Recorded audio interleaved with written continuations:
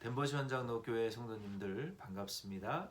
2021년 11월 19일 금요일 굿모닝 자이언 덴버 보내드립니다. 다니엘이 8장 1절부터 27절 말씀의 내용에 보니까 이 을레강변이라는 곳에 가서 기도했습니다. 기도할 때 하나님이 환상을 보여주셨는데요. 그 환상은 이런 것입니다. 강변에 두 뿔을 가진 양이 있었는데요. 그 양이 남쪽과 서쪽으로 세력을 막 확장하고 있었어요. 그런데 이 서쪽에서 두 눈 사이에 큰 뿔을 가진 염소가 나와서 이 양을 죽여버립니다.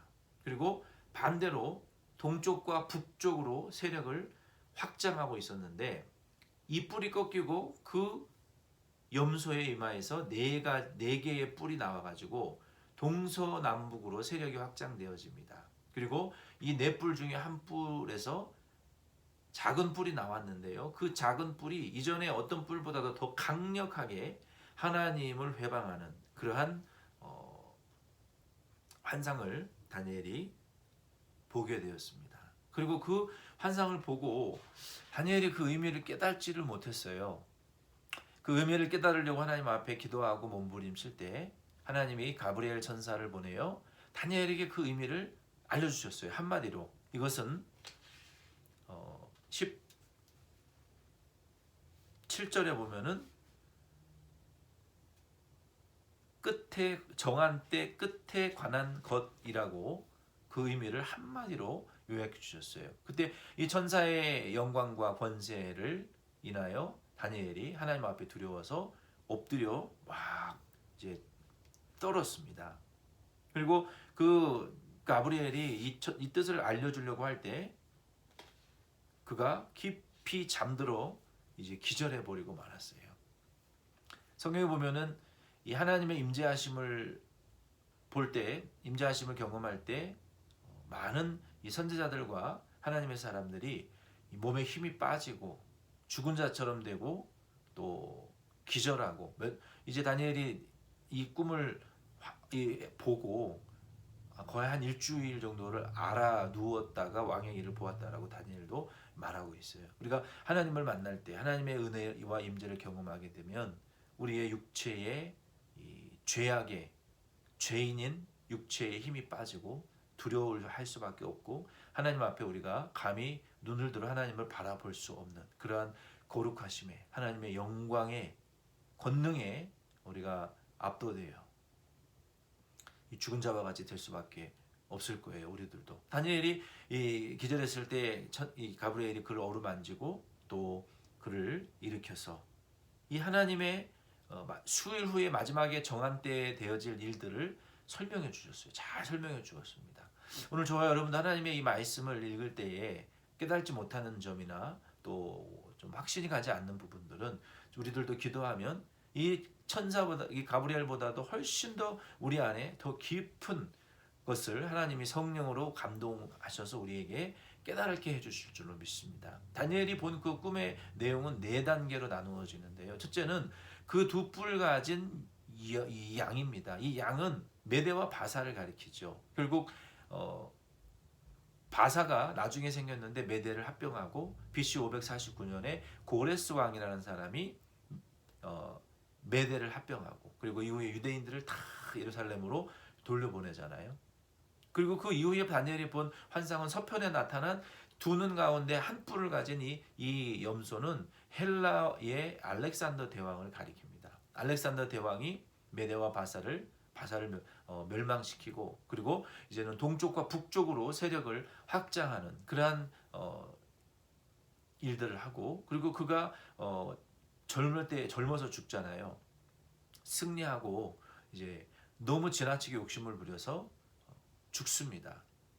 그리고 그가 죽은 이후에 그 염소의 머리에서 4뿔이 올라오는데요. 그 4뿔은 동서남북 방향으로 이게 세력이 커지게 됩니다. 그리고 그 뿔 중에 그 4뿔은 그리고 이 알렉산더 이후에 4명의 장군을 가리킨다라고 합니다. 안티파코, 그리고 리시마쿠스, 셀리큐스, 프톨레미 이러한 네 명의 대장으로 이 헬라 제국이 결국은 분열되어져 버리는, 쪼개져 버리는 이러한 현상이, 역사적인 사건들이 일어나게 되죠. 근데 그 중에 한 뿔에서 작은 뿔이 올라오는데요. 이 작은 뿔이 지금까지 나왔던 어떤 왕들보다도 하나님을 가장 강력하게 대적하고 그리스도 유대인들을 많이 죽이는, 핍박하는 이러한 그 강력한 핍박자 한 왕으로 네 번째 환상이 보여지게 됩니다. 이 뿔은 결국은 이 수리아를 다스렸던 셀리큐스 장군 이후에 안디오코스, 에피파네스라는 사람들이 이 세력들이 나타나서 이 예루살렘을 정복하죠. 그리고 이 안식일에 모여 있는 유대인들을 죽이고 제사장들도 죽이고, 여기 별이라고 표현된 분들은 제사장으로 우리가 볼 수 있습니다. 별들 중에 이 몇 사람 제사장들을 죽이고, 그리고 우상에게 절하게 만들고 하나님을 모독해서 가증한 그들의 이 깃발을 하나님의 성전에 꽂아서 이 가증한 우상을 상징하는 깃발을 하나님의 성전에, 하나님의 자리에 꽂아 성전을 더럽히고 모독하는 이런 일들을 하게 될 것입니다. 그래서 이런 환상들의 내용이 역사에서 그대로 이루어졌습니다. 그리고 이 환상은 오늘날 저와 여러분들에게도 적용되는 부분들이 있어요. 마지막 때를 우리들이 살고 있는데 예수님께서 이 마지막 때에 이 적그리스도가 나타나서 이와 같은 일을 하게 될 것이라고 말씀했습니다. 무슨 일입니까?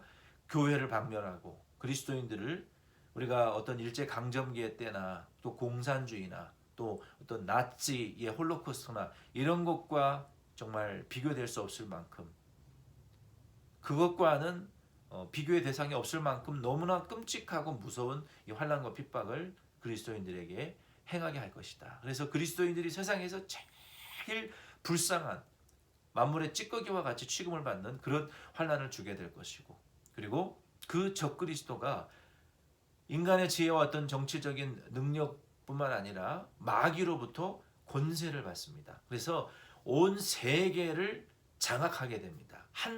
이 지도자, 이 딕테이터가 나타나서 그때는 예수를 저주할래, 나를 믿을래, 이렇게 우리가 간단하게 비교를 한다면 하나님을 버리고 예수를 저주하고 적그리스도인 나를 믿으면 이 세상에서 먹고 살 수 있는 모든 권세를 허락해 주고, 그러나 이 적그리스도를 믿지 않고 예수님을 믿는 자들은 이 세상에서 먹고 살 수 없을 그러한 핍박과 고통을 주는 때가 온다는 것입니다. 그래서 어떤 분들은 백신 가지고 너무나 황당무계하고 또 음모론적인 해석들을 하시는 분들도 있는데요.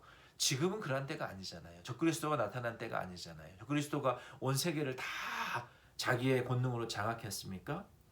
우리가 백신 맞는다고 예수를 부인하는 것은 아니지 않습니까? 백신으로 DNA가 조작되면 그렇게 된다. 이렇게 된 사람은 한 사람도 없습니다. 아쉽지만. 그래서 이 백신이 666 마귀의 표가 아니라는 것은 상식적으로 생각해도 우리가 알 수 있는 것입니다. 지금은 얼마나 모든 나라들이 그렇지 않은 핍박받는 나라들도, 공산주의들도 또 있죠. 사회주의도 있고 그러한 고통을 받는, 자유가 박탈된 나라들도, 난민들도 많이 있지만, 그러나 대부분의 나라들은 각 문화와 정착지와 대통령과 정치 체계들을 가지고 지금은 자유롭게 얼마든지 신앙생활을 할 수 있지 않습니까? 우리가 백신 맞는다고 예수님을 저주하거나 예수님을 부인하거나 제사함과 천국, 이 복음, 성경을 부인하는 것이 아닙니다. 근데 적그리스도 때에는 그러한 시기가 온다라고 그랬어요. 그래서 적그리스도가 주는, 우리가 물건을 사고 서로 또 은행 거래도 하고 비즈니스도 하고 이 세상을 살아갈 수 있는 모든 필요한 그러한 삶의 기반을 이 적그리스도가 다 정치해가지고 누구든지 예수를 저주하는 자, 믿지 않는 자들, 그리고 적그리스도를 하나님으로 믿는 자들에게만 그것을 준다. 그러면 그것이 무엇이 됐든 간에 우리는 그 표를 받아서는 안 되는 것이죠. 그래서 그러한 때가 우리의 때에 올지, 우리 자녀의 세대에 올지, 자녀의 자녀의 후손의 때에 올지는 우리가 알지 못해요. 그래서 예수님께서도 그때가 겨울이나 참 어려운 시기가 되지 않도록 기도하라고까지 예수님이 우리에게 경계하셨죠. 그래서 저와 여러분들은 그런 마지막 때에 이 적그리스도의 출현 그리고 마지막 때의 환란이 우리에게 지금 임하고 있는 그러한 때에 살고 있기 때문에 저와 여러분도 이 다니엘서를 통해서 우리에게 계시되어진 이 하나님의 말씀을 좀 더 묵상하시면서 이러한 때 속에서 우리가 어떻게 더 경건하게 우리 성령 하나님의 인도하심을 따라 우리 주 예수 그리스도의 복음과 우리에게 주신 사명 그리고 하나님의 나라를 위해서 살아가야 될지 고민하시고 또 기도하시고 묵상하시는 저와 여러분 되기를 바랍니다. 그러면 우리 성령 하나님께서 저와 여러분들을 도우시고 또 하나님의 뜻을 밝히 알게 해주시고 그것을 위해서 살 수 있는 힘과 지혜, 은혜를 베풀어 주실 줄로 믿습니다.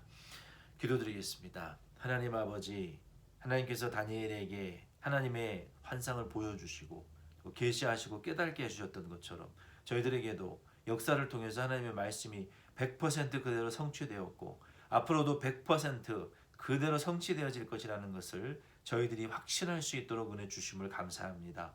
이 마지막 때에 환란의 시대에 살고 있는 우리 덴버시온 장로교회와 우리 모든 성도님들 한 분 한 분들을 눈동자처럼 지켜주시고 하나님의 보호하심 아래 항상 저희들을 두시며 불기둥과 같은 말씀으로 구름기둥과 같은 성령 하나님의 인도하심과 기름 부으심의 은혜들을 날마다 베풀어 주셔서 우리의 거듭난 속사람들이 그리스도의 형상으로 점점 자라가고 우리 주 예수님의 재림을 잘 준비하여 천국 갈 준비 잘하는 우리 덴버시온 장로교회와 성도님들 되도록 축복하여 주옵소서. 예수님의 이름으로 기도드립니다. 아멘. 여러분 수고 많이 하셨습니다. 주일 예배 때 뵙겠습니다.